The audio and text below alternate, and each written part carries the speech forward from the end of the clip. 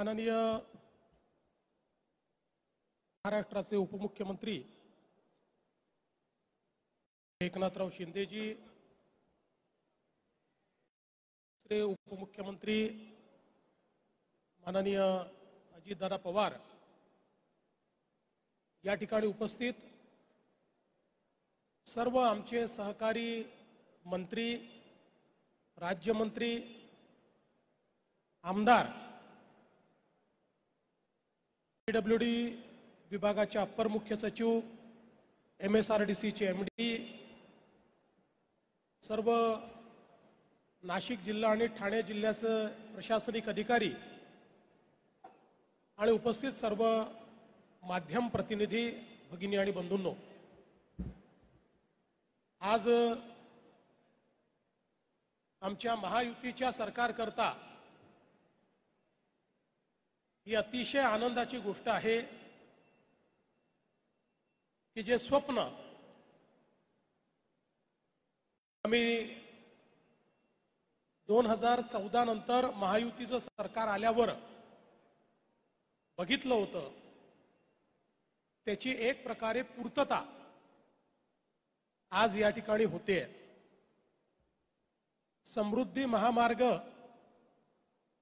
हा केवळ एक रस्ता नाहीये, हा महाराष्ट्राच्या समृद्धीचा इकॉनॉमिक कॉरिडॉर आहे आणि म्हणूनच याला हिंदू हृदय सम्राट शिवसेना प्रमुख बाळासाहेब ठाकरे समृद्धी महामार्ग अशा प्रकारचं नामकरण हे आपण दिलेलं आहे। कारण या महामार्गाने महाराष्ट्राचं इंटिग्रेशन साधलेलं आहे।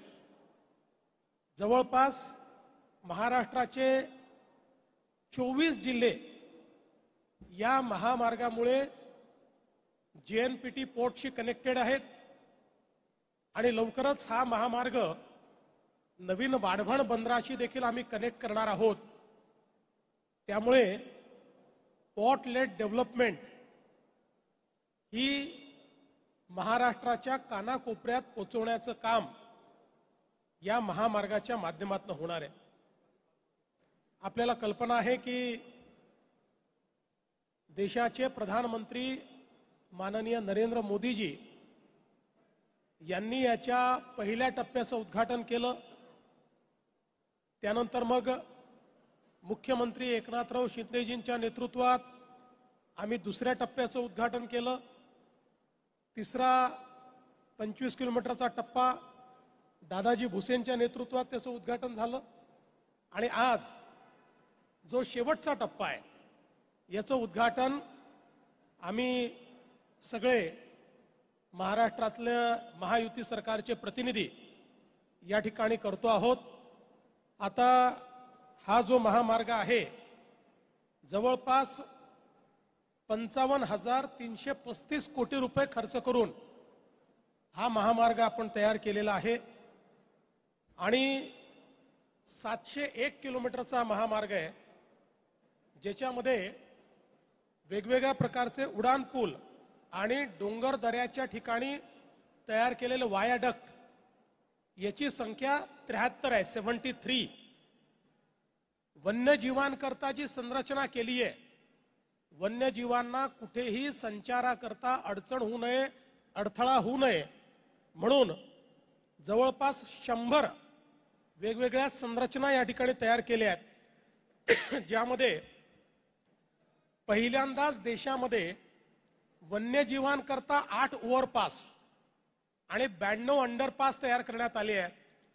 आणि आपण कॅमेरा ट्रॅपमधून बघू शकतो की अतिशय नीट वन्यजीवांचं विचरण या ठिकाणी या ट्रॅप, या अंडरपास आणि ओव्हरपासच्या माध्यमातून चाललंय।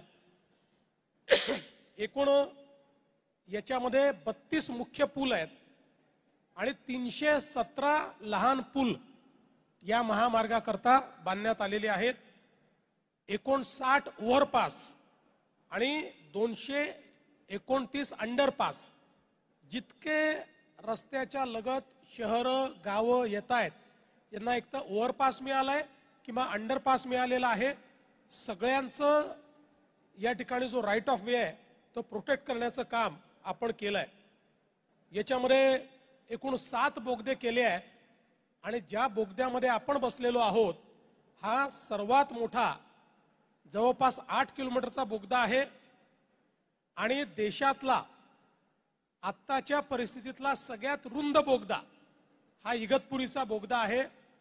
अर्थात लवकरच याचा रेकॉर्ड आपणच तोडणार आहोत।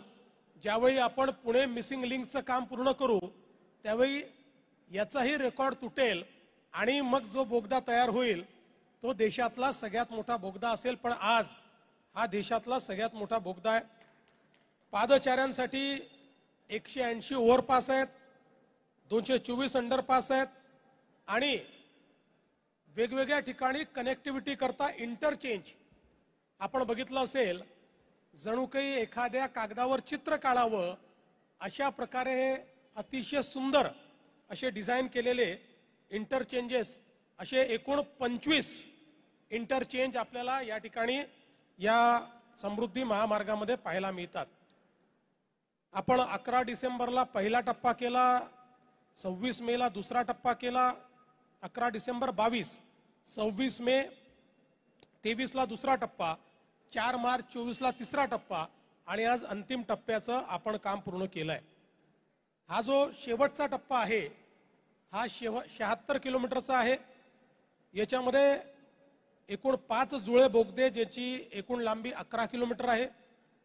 यातला सर्वात लांब बोगदा ज्याच्यामध्ये आपण आता आहोत आणि जे लोक आमच्यासोबत ट्रॅव्हल करत होते त्यांनी बघितलं की याच्यामध्ये फायर सिस्टम अशी तयार केलेली आहे की ज्यावेळी टेम्परेचर 60 डिग्रीपर्यंत जाईल ऑटोमॅटिक त्या ठिकाणी पाणी पडणं पाऊस पडणं चालू होतं आणि लागलेली आग किंवा तशा प्रकारची परिस्थिती ही काबूमध्ये येते। टेम्परेचर 30 वर आलं की ऑटोमॅटिक ते बंद होतं। म्हणजे 100% पूर्णपणे ऑटोमॅटिक फायर प्रूफ सिस्टीम याच्यामध्ये केली आहे आणि ठिकठिकाणी रेस्क्यूच्या दृष्टीनं दोन्ही बोगद्यांना जोडणारे त्या ठिकाणी जोड बोगदे तयार केलेले आहेत।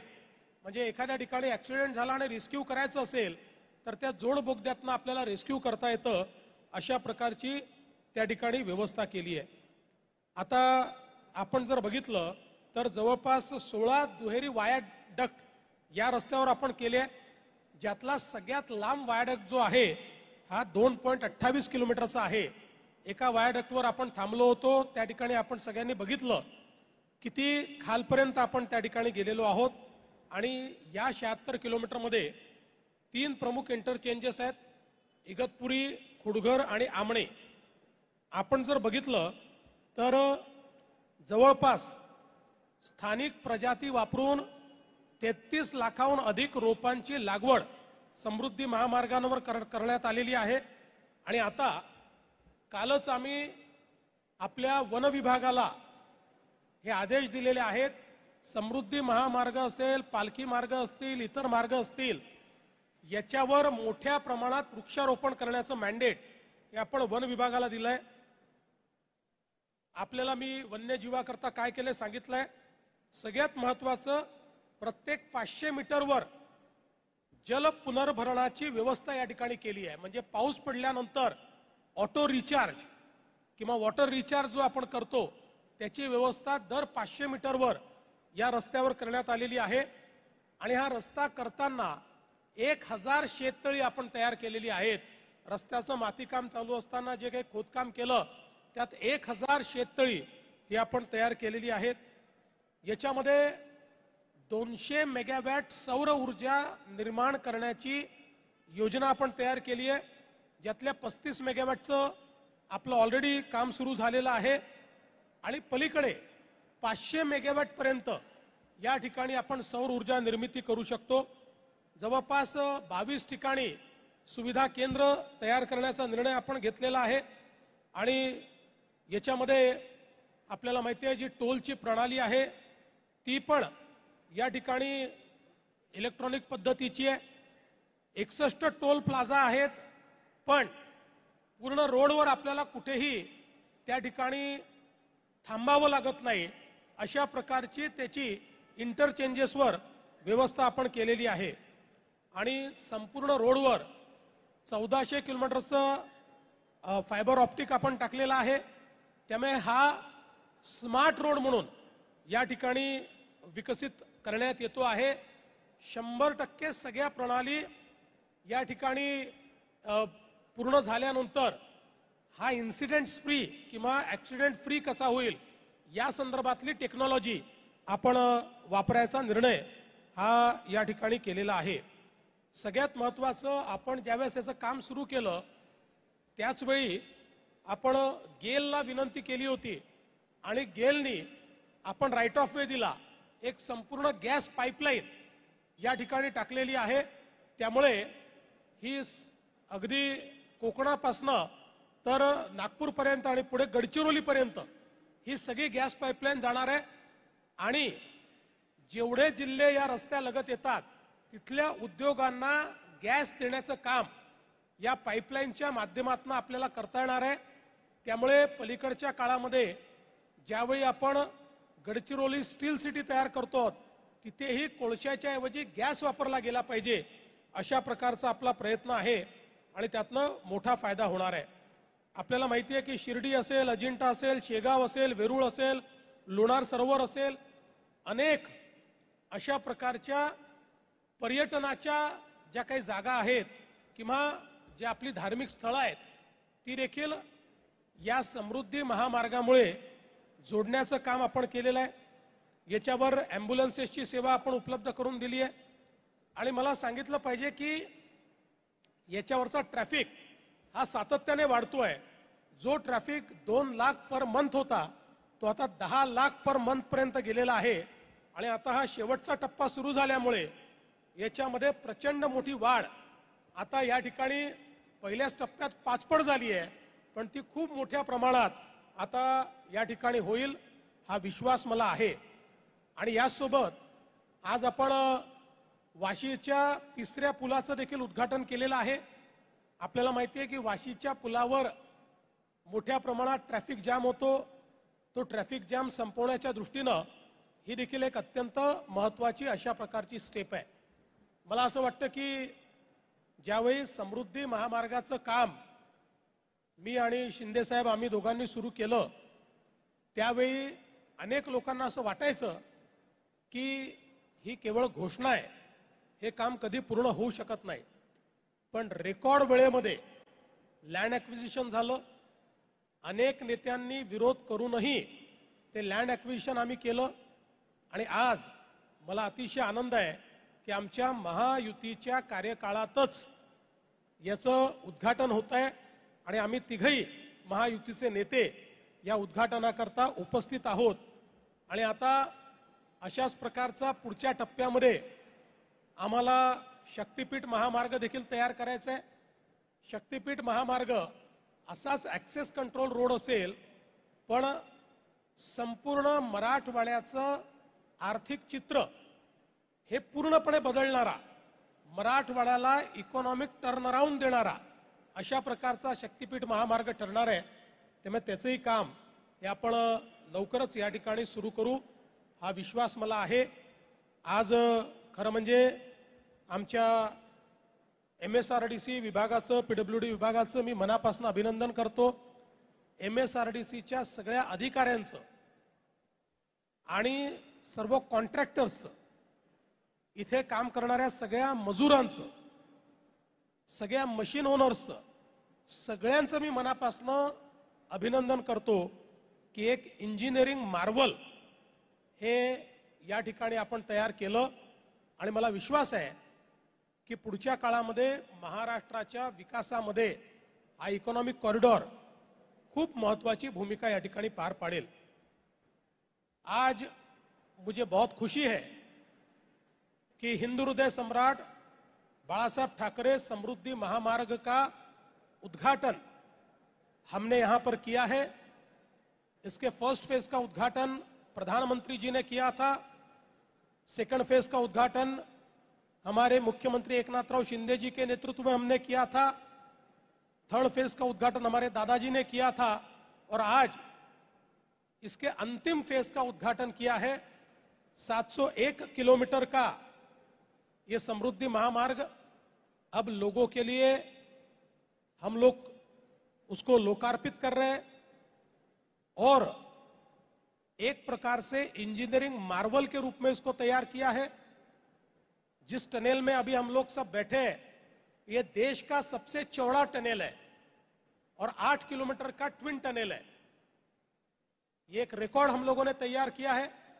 समृद्धि महामार्ग पर जितने इंजीनियरिंग अलग अलग प्रकार के स्ट्रक्चर्स हमको दिखाई पड़ते हैं, चाहे वो वायाडक्ट्स हो, अंडर पासेस हो, ओवर पासेस हो, एनिमल पासेस हो, ह्यूमन पासेस हो, मैं ऐसा मानता हूं कि ऐसा डिजाइन देश के किसी भी महामार्ग में आपको देखने को नहीं मिलेगा। और मुझे बहुत खुशी है कि महाराष्ट्र के 24 जिलों को इंटीग्रेट करते हुए हमारे जेएनपीटी पोर्ट के साथ जोड़ने का काम समृद्धि महामार्ग ने किया है और जल्दी ही हम इसको नए वाढ़वण पोर्ट से भी जोड़ेंगे। तो ये एक नया इकोनॉमिक कॉरिडोर के रूप में हम लोगों ने तैयार किया है। इसके ऊपर जल्दी ही बहुत ही smart integrated traffic management system install होगी और हम लोगों ने जिस समय इसका काम शुरू किया उसी समय गेल को निवेदन करते हुए उनको राइट ऑफ वे देकर एक गैस पाइपलाइन भी बिछाई है। तो इन सारे जिलों में जो उद्योग हैं उनके लिए गैस उपलब्ध करा देने का काम ये पाइपलाइन करेगी। इसके ऊपर बड़े पैमाने पर पेड़ लगाए गए हैं। हम लोगों का प्रयास है कि एक प्रकार से एक बहुत ही सस्टेनेबल ऐसा रोड ये तैयार हम करें। करीब हम लोग फर्स्ट फेज में 200 मेगावाट बिजली यहां पर सोलर पावर का निर्माण करेंगे। 500 मेगावाट तक उसको हम लेकर जाएंगे। सस्टेनेबिलिटी के सारे जो मायने हैं उस पर ये रोड खरा उतरेगा, इस प्रकार का हमारा प्रयास है। मैं आज इस मौके पर हमारे एमएसआरडीसी विभाग के सभी अधिकारियों का बहुत बहुत अभिनंदन करता हूं। पीडब्ल्यूडी विभाग के लोगों का अभिनंदन करता हूं। विशेष रूप से हमारे उप मुख्यमंत्री एकनाथ शिंदे जी जो पहले दिन से इस रोड के साथ जुड़े हैं, हमारे दूसरे उप मुख्यमंत्री अजित दादा पवार और हमारे सारे मंत्रिमंडल के मंत्रियों का भी मैं बहुत बहुत यहां पर धन्यवाद देना चाहता हूं। सभी की मदद के कारण एक रिकॉर्ड टाइम में देश का सबसे अच्छा मार्ग हम बना पाए और मैं ये भी कहना चाहता हूं कि देश का सबसे लंबा एक ही स्टेट में जाने वाला एक्सेस कंट्रोल रोड भी ये समृद्धि हाईवे है। इसका भी मुझे बहुत अभिमान है। मैं हम सब की ओर से, हमारी महायुति सरकार की ओर से इस रोड का लोकार्पण हुआ ऐसी घोषणा करता हूं और हमारे एकनाथ शिंदे जी से निवेदन करता हूं कि एकनाथ जी इस समय शुभकामनाएं दें।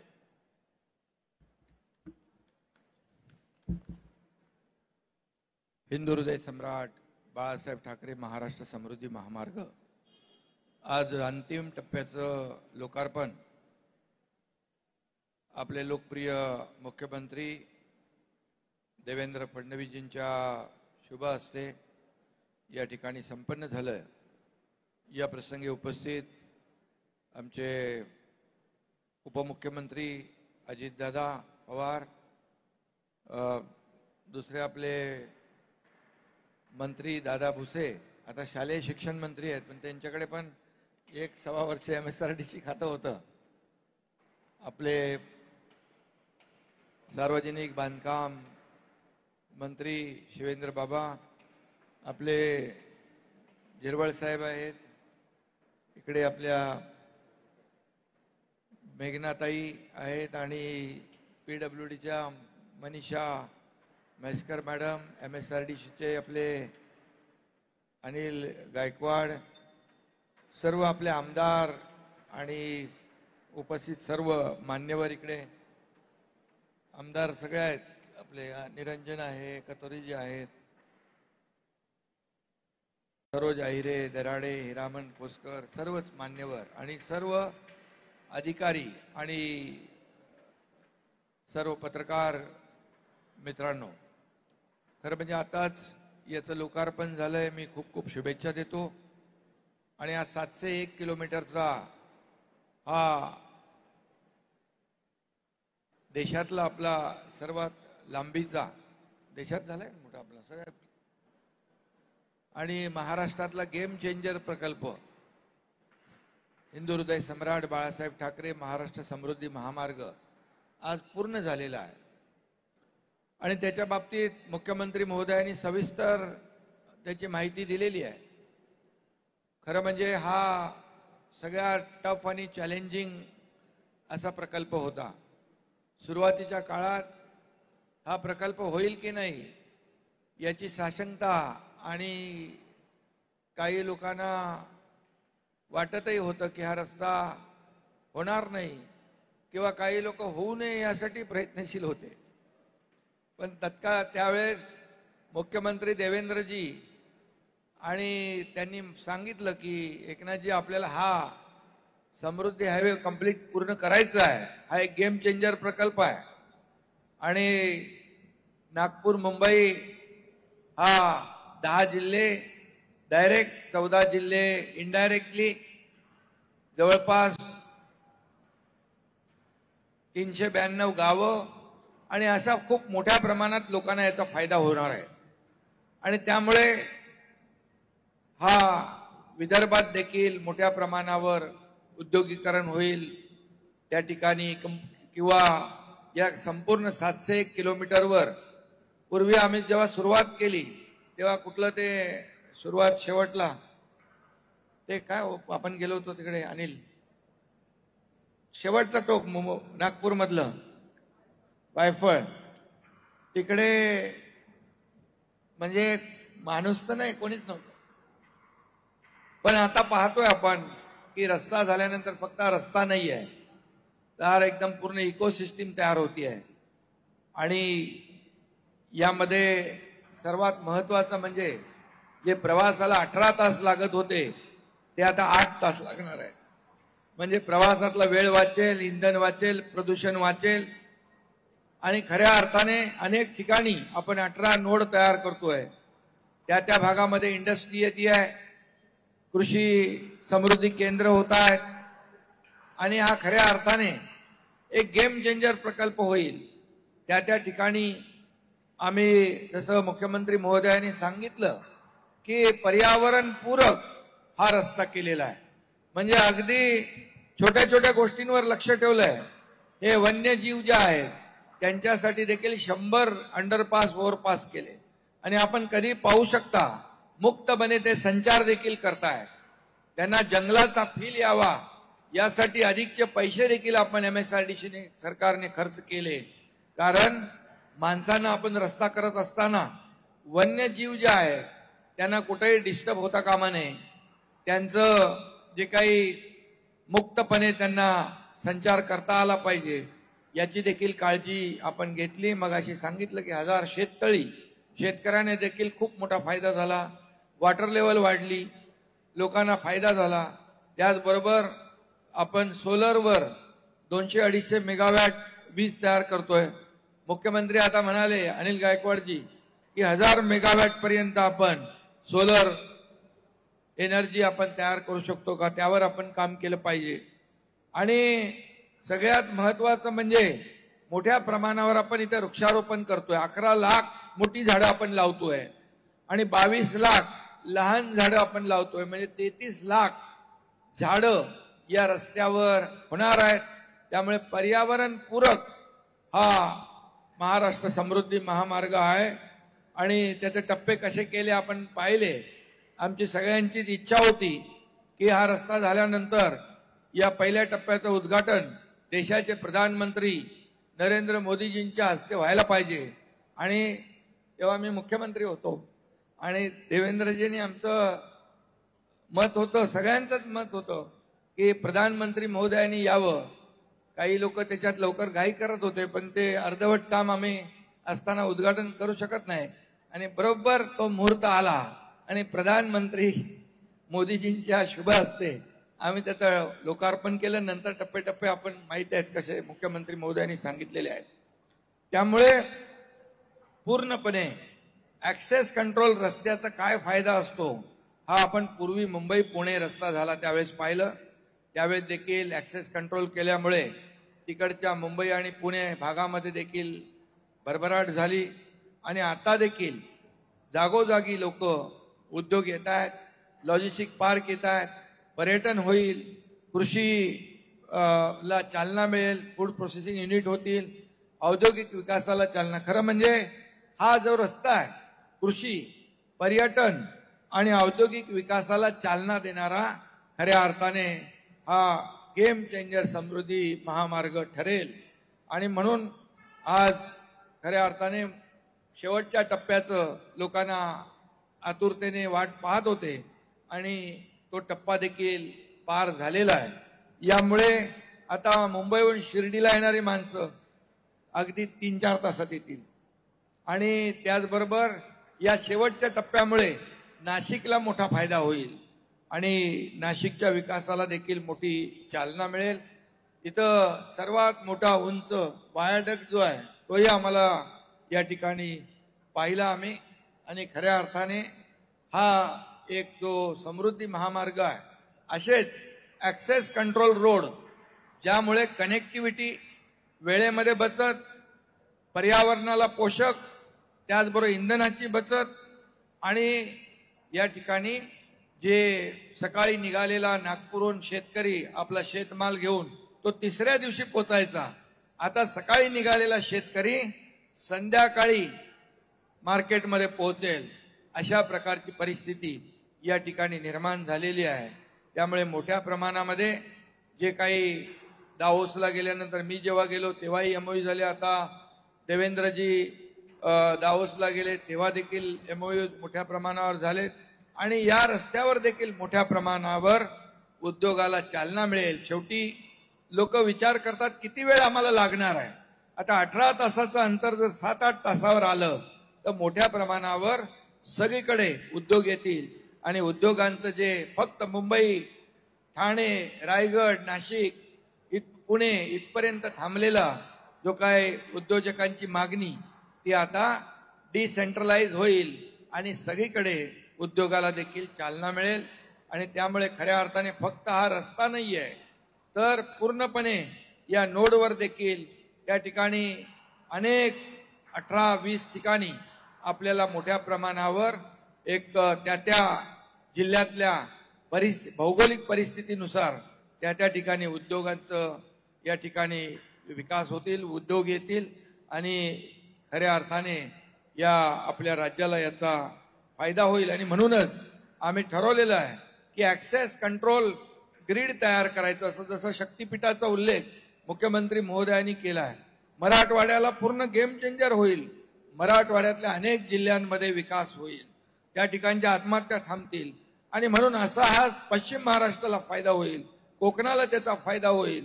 आणि यावेळी पूर्वी देखील जसं आम्ही समृद्धी सुरू केला त्यावेळेस देखील खूप लोक विरोधात आले, किंबहुना काही त्याला राजकीय विरोधक देखील त्यांनी सपोर्ट केला. असा या समृद्धी महामार्गाला नंतर शेतकऱ्यांनी स्वतःहून कन्सेंट दिले आणि शेतकऱ्यांनी स्वतःहून पुढाकार घेतला आणि आज त्या शेतकऱ्यांना देखील खूप फायदा झाला, त्यांची समृद्धी झाली. आणि म्हणून शक्तीपीठ देखील असाच महामार्ग लोकांच्या हिताचा आहे, तो देखील झाला पाहिजे. अशा प्रकारचा झाला तर लोकांनाच फायदा होणार आहे. आणि म्हणून एक ऍक्सेस कंट्रोल ग्रीड आपण पूर्ण महाराष्ट्रामध्ये MSRDCने त्याचं प्लॅनिंग केलेलं आहे. आणि म्हणून कुठलाही माणूस कुठल्याही कोपऱ्यातून कुठल्याही कोपऱ्यात जायचं असेल तर 18 तास 20 तास लागता कामा नये. 7 ते 8 तासामध्ये कुठूनही कुठल्याही कोपऱ्यातून कुठल्याही कोपऱ्यात महाराष्ट्राच्या माणूस गेला पाहिजे. अशा प्रकारचं ऍक्सेस कंट्रोल ग्रीडचं आपण या ठिकाणी एक मोठा प्रकल्प राबवतोय. या ठिकाणी देखील 16-18 ठिकाणी जे काही अमेनिटी ज्या द्यायच्या आहेत आपल्याला, वेस्ट साईड अमेनिटी, त्याचं देखील लवकरच पिण्याचं पाणी, स्वच्छतागृह, हॉटेल, पेट्रोल पंप काही ठिकाणी झालेत, परंतु युद्ध पातळीवर ते देखील या ठिकाणी होतील आणि प्रवाशांना त्याचा लाभ होईल. आणि म्हणून त्यावर देखील MSRDC PWD फोकस करते आहे. आणि म्हणून आजचा हा जो काही लोकार्पण सोहळा आहे लवकरच होईल ते. आणि म्हणून मगाशी देखील मुख्यमंत्री महोदय म्हणाले की आतापर्यंतच्या इतिहासामध्ये अतिशय कठीण वाटणारा, टफ वाटणारा प्रकल्प, त्याचं लँड ॲक्विजिशन रेकॉर्ड टाइममध्ये झालं, 1 वर्षाच्या आतमध्ये.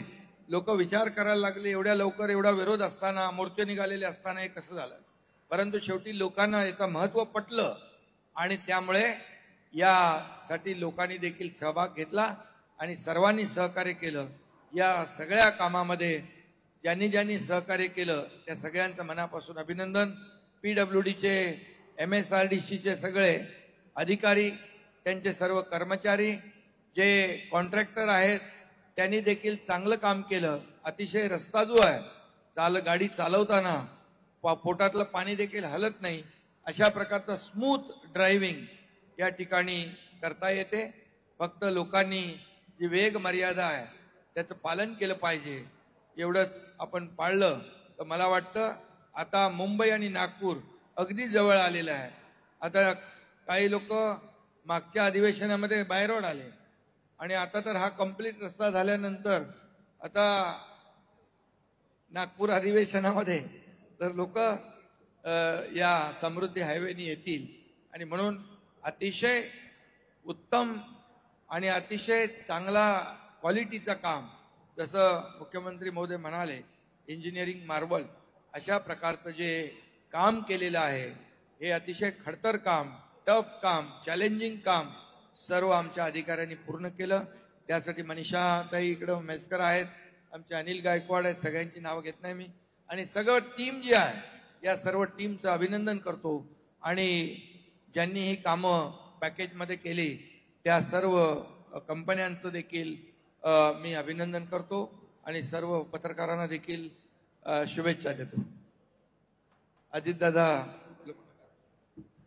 राज्याचे मुख्यमंत्री माननीय देवेंद्र फडणवीसजी, उपमुख्यमंत्री एकनाथराव शिंदेजी, आमच्या मंत्रिमंडळातील सहकारी शिवेंद्र बाबा राजे भोसले, तसंच आमचे नरहरी झिरवाळजी, दादाजी भुसेजी, मेघनाताई बोर्डीकरजी, मनीषा म्हैसकरजी, अनिल गायकवाडजी, स्थानिक आमदार हिरमण खोसकरजी, सरोजा हिरे, निरंजन डावखरे, नितीन पवार, किसन कथोरेजी, सर्व उपस्थित मान्यवर, सर्व पत्रकार बंधू भगिनी, प्रतिष्ठित नागरिक आणि तरुण मित्रांनो, आज जागतिक पर्यावरण दिन आहे. मी सुरुवातीलाच आपल्याला सगळ्यांना जागतिक पर्यावरणाच्या दिनाच्या निमित्तानं खूप खूप मनापासून शुभेच्छा देतो. कालच राज्याच्या मुख्यमंत्र्यांनी एक बैठक घेतलेली होती. सगळ्या VCवर विभागीय आयुक्त, सगळे जिल्हाधिकारी, वन विभागाचे अधिकारी सगळ्यांना मार्गदर्शन केलं आणि आम्ही यंदाच्या वर्षी 10 कोटी वृक्ष लागवड करायचा निर्णय घेतलेला आहे. यंदाच्या वर्षीचं टार्गेट आमचं 10 कोटीचं मुख्यमंत्र्यांनी केलंय आणि राहिलेल्या 4 वर्षामध्ये दरवर्षी 25-25-25 कोटी असं 100 कोटीचं या पंचवार्षिक योजनेमध्ये वृक्ष लागवडीचं टार्गेट करण्याचा संकल्प आमच्या महायुतीच्या सरकारने, मुख्यमंत्री आणि सगळ्या मंत्रिमंडळांनी त्या बाबतीमध्ये घेतलेला आहे. आणि एक पर्यावरण ग्लोबल वॉर्मिंगचं संकट, त्याला कुठेतरी आपण सगळ्यांनी मोठ्या उमेदीनं सामोरं गेलं पाहिजे, त्याच्यामध्ये वृक्ष लागवड केली पाहिजे, हाच त्याच्या पाठीमागचा दृष्टिकोन आहे. आज खऱ्या अर्थाने देवेंद्रजींचा जो ड्रीम प्रोजेक्ट होता त्यांनी पाठीमागं मुख्यमंत्री असताना जो सुरू केला, मला आठवतं मी त्याचा साक्षीदार आहे. हा प्रोजेक्ट सुरू करत असताना अनेकांनी विरोध केला. त्याच्यामध्ये एक पूर्वीचा औरंगाबाद, आत्ताचा छत्रपती संभाजीनगरला एक मोठ्या हॉलमध्ये मीटिंग झाली. सगळ्यांनी तिथं आम्हाला सांगितलं की आपल्याला विरोध करायचा, की अजिबात होऊन द्यायचा नाही. आणि नंतर ज्यावेळेस देवेंद्रजींनी, एकनाथरावांनी त्या जमिनीच्या बद्दलचा दर जाहीर केला, त्यावेळेस आम्हाला समर्थन देणारे सगळ्यांनी आमच्याकडे पाठी केल्या आणि त्यांनी जाऊन पैसे घेतले आणि समृद्धी महामार्गाला पाठिंबा दिला, जमिनी दिल्या. आज 8,800 हेक्टर जमीन एवढ्या मोठ्या प्रोजेक्टमध्ये, जे हिंदू हृदय सम्राट बाळासाहेब ठाकरे महाराष्ट्र समृद्धी महामार्ग आहे त्याकरता घेतलेली आहे. 546 एकर फॉरेस्टची जमीन, जवळपास ब्रिजेस मला अनिल गायकवाड सांगत होते की दादा 1903 लहान मोठे ब्रिजेस ह्याच्यामध्ये आपण केलेले आहेत आणि डिसेंबर 22 मध्ये सुरुवात केली तेव्हा सगळा नव्हता, तेव्हा 2 लाख वाहनं इथनं जात होती. आता मे 25 मध्ये 10 लाख वाहनं त्या ठिकाणी जायला लागलेली आहेत. ही संख्या अशीच वाढत राहणार आहे. शेवटी लोकांची सोय झाली पाहिजे.